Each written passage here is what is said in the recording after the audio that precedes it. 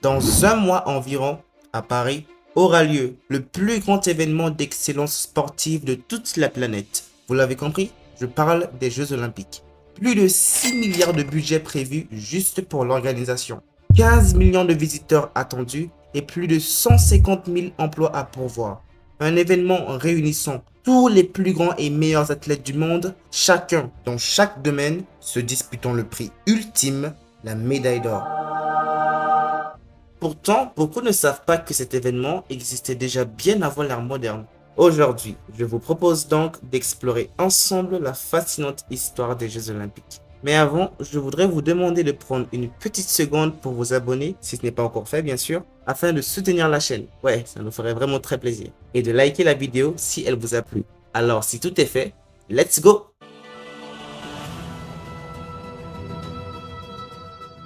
Tout commence en 776 avant Jésus-Christ dans la ville d'Olympie. Olympie, Olympiade. Je crois que le lien est vite fait. Mais à ce temps-là, il faut savoir que la pratique était principalement religieuse. Une fête à l'honneur de Zeus se déroulant tous les 4 ans, appelée Olympiade. C'est là le début du calendrier olympique, où chaque 4 ans forme une Olympiade. L'événement était si important qu'une trêve était annoncée dans toute la ville, mettant temporairement fin à toute guerre ou conflit. Cela afin de laisser les spectateurs et athlètes circuler tranquillement. Voyons maintenant comment se déroulaient les épreuves. Au début, vous vous imaginez que ce ne sont pas les 329 épreuves que nous connaissons aujourd'hui. Mais non, juste une petite course au calme, un sprint de 200 mètres en ligne droite, sur un terrain plat et bien sûr, sans obstacle.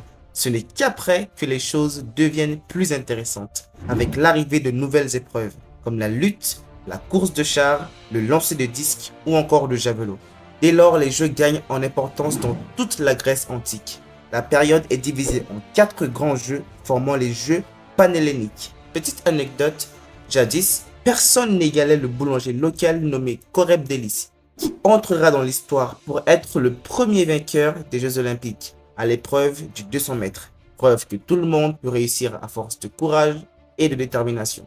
Maintenant, supposons que tu veux t'y inscrire afin de tenter ta chance pour devenir le futur gagnant ou Periodonikes comme on l'appelait avant. Il faudra alors remplir et respecter certaines conditions, comme tu t'en doutes, comme ne pas être esclave, ne pas être repris de justice, ce qui est avoir un casier judiciaire vierge dans le langage courant, mais la plus gênante de tous, c'est d'y participer tout nu. Ah oui, d'après eux, cela permettait de désintoxiquer la peau par la sueur. Tout ça pour ça. Tu l'auras compris, certaines règles peuvent être assez désagréables, mais c'est le prix à payer pour avoir une statue comme celle-ci. Malheureusement, l'épopée des Jeux Olympiques n'a pas toujours été un long fleuve tranquille. En effet, ces Jeux n'ont pas toujours existé.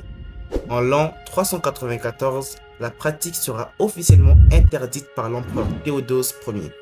Depuis, l'événement a été oublié. Il faudra attendre l'année 1879 où des fouilles archéologiques à Olympie ont révélé les vestiges des anciens jeux, ravivant l'intérêt pour cette tradition perdue. Et finalement, en 1894, le baron français Pierre de Coubertin organisa un congrès à Paris où il proposa officiellement la résurrection des Jeux Olympiques. C'est là la naissance du CIO, Comité international olympique, organisme responsable de l'organisation des Jeux Olympiques modernes. 2 ans plus tard, en 1896, les premiers Jeux Olympiques modernes eurent lieu à Athènes, en Grèce, marquant le début d'une nouvelle ère pour le sport mondial. De nos jours, les Jeux Olympiques, c'est plus qu'une compétition. Sous le symbole des 5 anneaux entrelacés, ils représentent les 5 continents unis par l'olympisme. C'est tout un mouvement politique, économique et culturel. On est arrivé à la fin de cette vidéo. Encore merci de l'avoir regardé jusqu'à la fin et n'hésitez surtout pas à nous dire dans les commentaires ce que vous en avez pensé. Et si aussi vous connaissez d'autres pratiques actuelles qui remontent à l'Antiquité. Alors je vous dis à bientôt pour de nouvelles vidéos sur Agorax.